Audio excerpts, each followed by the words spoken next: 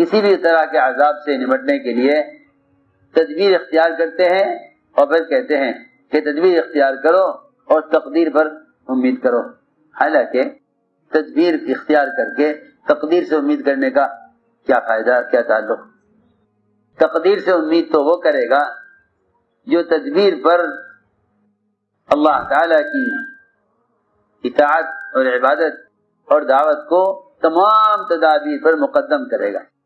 اگر خدا نہ کرے مسلمان نے تدبیر کو مقدم کیا اعمال پر، تو میں آپ سے قسم کھا کر کہہ سکتا ہوں کہ یہ تمہاری تدبیریں تمہیں مساجد سے محروم کر دیں گی. تم عذاب کے بڑھانے کی طرف چلو گے، عذاب کو ختم کرنے کی طرف نہیں چلو. تمہیں تمہارے اسباب دھکیلیں گے تدابیر سے اللہ کے نظام کو مخالف بنانے کی طرف. حالانکہ اللہ تعالیٰ کا دستور ہے یہ، اور نبی کی سنت ہے یہ، اور صحابہ کرام کا معمول ہے یہ، اور خلفائے راشدین کا طریقہ ہے یہ کہ جس طرح کا بھی کوئی عذاب آئے تمہیں دوڑنا چاہیے مسجدوں کی طرف. یہ خیال باطل خیال ہے کہ مسجد میں جمع ہونے سے بیماری پیدا ہوگی. یہ خیال بالکل باطل خیال ہے. اور میں کہتا ہوں اگر تمہیں تمہارے تجربے میں یہ نظر بھی آ جائے کہ مسجد میں آنے سے آدمی مر جائے گا تو اس سے بہتر مرنے کی جگہ کوئی ہو نہیں سکتی. سیدھی بات. ہائے ہائے صحابہ تمنا کرتے تھے کاش دعوت دیتے ہوئے موت آوے، کاش نماز موت آوے. انہیں نماز میں خطرات نظر آ رہے ہیں، یہ نماز چھوڑ کر بھاگیں گے اس لیے تاکہ عذاب ہٹ جاوے. اللہ عذاب لائے نماز چھوڑنے کی وجہ سے، یہ عذاب ہٹائیں گے مسجدوں کو چھوڑنے کی وجہ سے. سوچو تو صحیح، کیسی الٹی سوچ ہے. اللہ عذاب لا رہے مسجدوں کو چھوڑنے کی وجہ سے، یہ عذاب ہٹا رہے ہیں مسجدوں کو چھوڑنے کے ذریعے سے. سوچو تو صحیح کتنی الٹی سوچ ہے. یہ شیطان کا وہم اور وسوسہ ہے. اور جتنے اہل باطل ہیں وہ ایسے موقع سے فائدہ اٹھا کر کہتے ہیں کہ ہم اہل دنیا ہم جانتے ہیں، تم مولوی علماء کیا جانو، بیماریوں کا دفاع کیسے ہوتا ہے ڈاکٹر جانتے ہیں. نہیں، صرف اس ڈاکٹر کی رائے قابل قبول ہو سکتی ہے جو ڈاکٹر خود متقی ہو، دیندار ہو، اللہ سے ڈرنے والا ہو، اللہ سے ڈرنے والا ہو اور عمل کا شوقین اور پابند ہو. وہ بھی اگر وہ ایسا مشورہ دیتا ہے کہ جس سے عمل ضائع ہو تو اس پر بھی اس کی بات نہیں مانی جائے گی. چاہے جائے کہ کوئی فاسق فاجر آدمی یہ کہے کہ مسجدوں کو بند کر دینا چاہیے اور مسجدوں کو تالے لگا دینے چاہیے، کسی بیماری بڑھے گی، اس خیال کو دل سے نکال دو. ہاں احتیاطی تدابیر اپنی جگہ ہیں، لیکن اس خیال سے مسجدوں کو چھوڑ دینا کہ اس سے عذاب بڑھے گا، یہ اللہ تعالی کے دستور، خلفائے راشدین کے معمول اور صحابہ کرام کے طریقے اور انبیاء علیہ السلام کی سنت کے بالکل خلاف. وہاں تو ہر عذاب کے، ہر وبا کے آنے کے وقت مسجدوں کی طرف بالارادہ آیا جاتا تھا، اور اس زمانے میں عذاب اور وبا کو ہٹانے کے لیے مسجد کو بالارادہ چھوڑا جائے. سوچو تو صحیح کتنا غلط اقدام ہے. اللہ جزائے خیر دے علماء حق کو کہ وہ اس بات پر جمے ہوئے ہیں کہ مسجدوں کو کسی بھی حال میں بند کرنے کا کوئی سوال اور اس کا کوئی جواز کہیں بھی نہیں. شیطان نے اس موقع سے فائدہ اٹھا کر، یہ موقع ہے کہ تدبیر اور علاج اور حفاظت اور احتیاط کے نام سے انہیں عمل سے ہٹانے کا، اس لیے کہ ہمیشہ کا معمول ہے شیطان کا کہ جب کوئی حادثہ پیش آتا ہے تو شیاطین ایسے حوادث کے موقع پر حادثے سے پریشان لوگوں سے ایسے کام کرا دیتے ہیں جس سے اجر ضائع ہو جائے اور مصیبت بڑھ جائے. یہ وقت مسجدوں کو آباد کرنے اور امت کو توبہ کی طرف لانے، اور میں نے عرض کیا کہ اپنی دعاؤں میں قبولیت پیدا کرنے کا وقت ہے. یہ ان باطل تدابیر پر کان دھرنے کا وقت نہیں ہے. اور ایک وہم بیٹھ گیا ہے اور ایک خوف شیطان نے دل میں بٹھا دیا ہے کہ تم یہ کرو گے تو یہ ہوگا، یہ کرو گے تو یہ ہوگا. حضرت علی رضی اللہ فرماتے ہیں اگر کوئی شخص اپنی زبان سے صرف اتنا کہہ دے کہ اگر یوں کرتے تو یوں ہو جاتا، اس کو چاہیے کہ آگ کا دیکھتا ہوا انگارہ اپنی زبان پر رکھ کے زبان کو جلا کر ختم کر دے۔ یہ زیادہ بہتر ہے یہ کہنے سے کہ اگر یوں کرتے تو یوں ہو جاتا۔ نہیں، ہر حال میں اس بات پر غور کرو اللہ ہم سے کیا چاہتے ہیں اور محمد صلی اللہ علیہ وسلم نے اس موقع پر کیا کیا ہے، صحابہ کرام کا کیا معمول ہے۔ تمہیں ایک وہم بیٹھ گیا ہے دل میں بیماری کا، اور بیٹھ گیا نہیں، بٹھایا گیا ہے، بیٹھ گیا نہیں بلکہ بٹھایا گیا ہے، بٹھایا گیا ہے۔ اموات کہاں نہیں ہوتی، اور اموات کتنے امراض سے۔ ہمیشہ یہ بات یاد رکھنا، مومن کا یہ ایمان ہے، مومن کا یہ ایمان ہے کہ کوئی کبھی بھی موت سبب کی وجہ سے نہیں آتی۔ مومن کا ایمان ہے کہ موت سبب سے نہیں آتی۔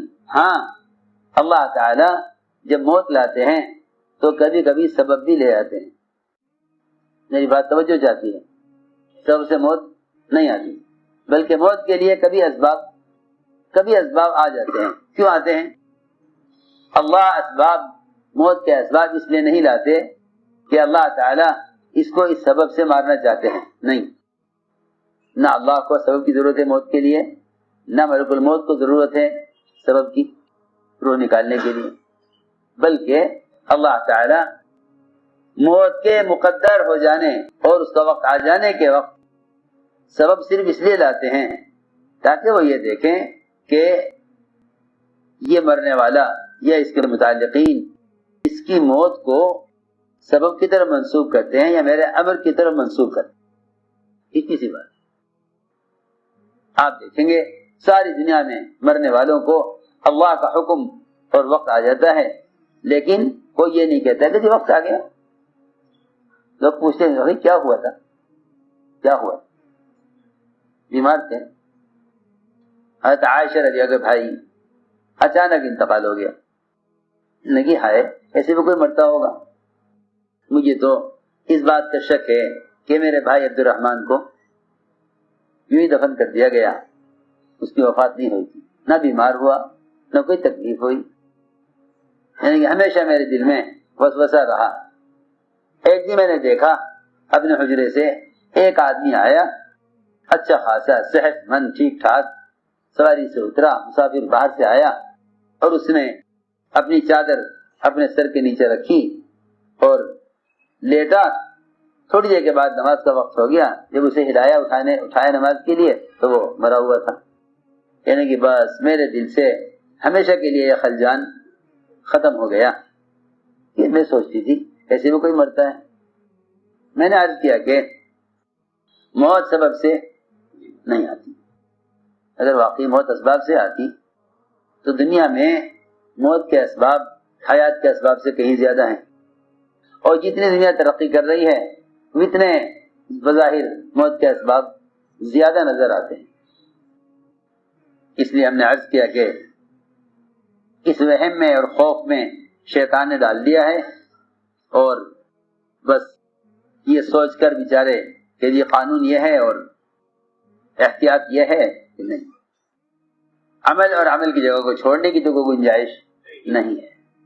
ہاں، احتیاط تعبیر اختیار کرنا ایک سنت ہے، اور وہ سنت، اس سنت کا انکار کرنا، اس کو توکل کے خلاف سمجھنا، اس کی کوئی گنجائش نہیں ہے۔ لیکن یہ کہنا کہ ایسا کریں گے تو ایسا ہوگا، یہ تو عقیدے کی بھی خرابی ہے، یقین کی بھی خرابی ہے۔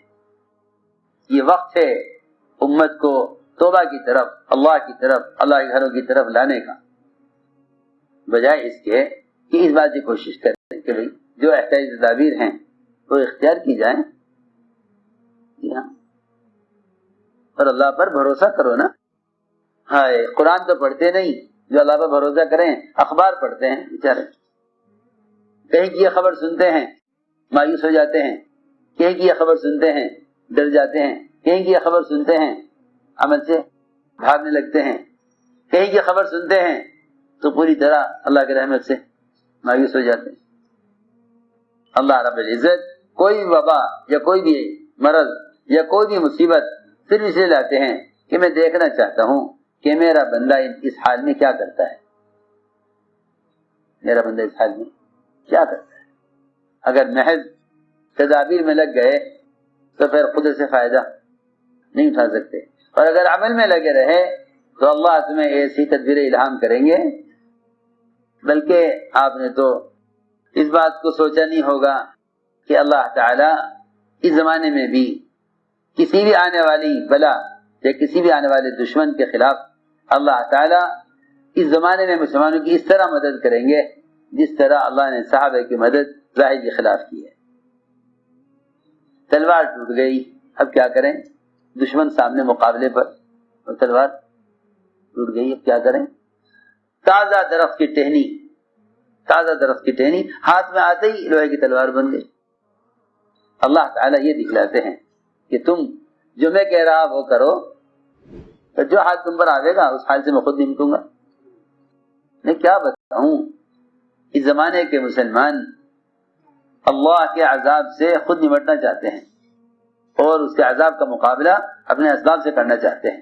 بس جب اللہ تعالیٰ کے صحت کے خزانوں کا یقین نکل جاتا ہے دل سے تو دواؤں پر مدار آ جاتا ہے۔ جب اللہ تعالیٰ کے غیبی خزانوں سے کہ ملائکہ اور اللہ تعالیٰ کے لشکروں کا یقین دل سے نکل جاتا ہے تو بھی انہیں فوج اور ہتھیار اور ان کو دنیا جہان کی مادی شکلیں نظر آتی ہیں اپنے دفاع کے لیے۔ اور میری بات یاد رکھنا، ان شکلوں کے ضابطے طریقے ایسے ہیں کہ اس کے لیے مسلمان کو عمل چھوڑنا ہی پڑے گا۔ غیروں کے ضابطے، ان کی مادی شکلوں کے طریقے ایسے ہیں کہ اس کے لیے مسلمان کو عمل چھوڑنا ہی پڑے گا۔ وہ یہ کہیں گے کہ آپ ہماری اسکیم پر چلیں تو ہماری اسکیم یہ ہے کہ علم کے حلقے ختم کرو اور مسجدوں میں نمازیں ختم کرو۔ آپ نظام ہمارے ہاتھ میں دیتے ہیں تو ہم آپ کے مرض کا ہم علاج کریں گے۔ ہرگز ایسا نہیں ہے، ہرگز ایسا نہیں۔ مسلمان اصل کائنات ہے، کفار اصل کائنات نہیں ہے۔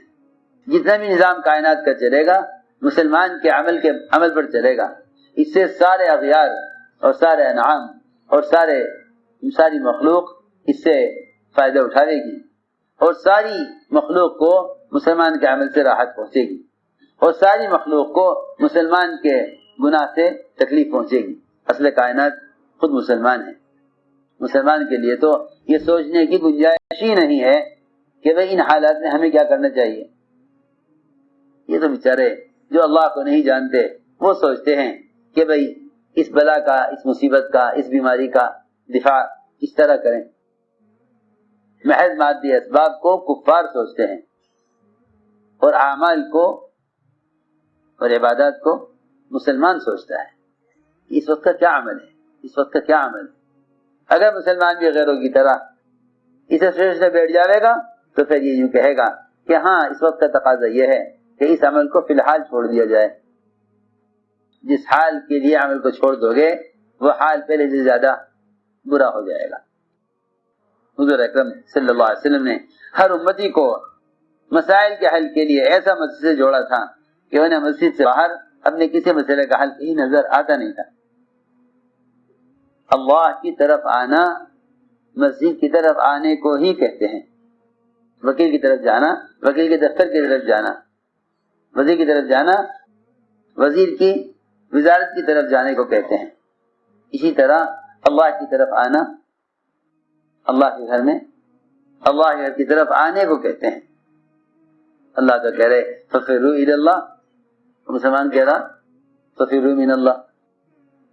سوچو صحیح، اس زمانے کا مسلمان کہ آپ کو غیر مسلم کہتا کہ مسجدیں چھوڑ دو تو کبھی نہیں کیا پتا مسجدیں کیا ہیں۔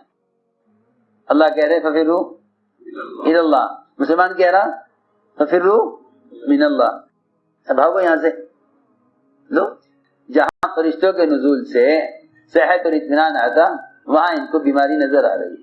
یہ ہمارا اندھا پن ہے، یہ ہمارا سب کا اندھا پن ہے، یہ ہمارا سب کا اندھا پن ہے۔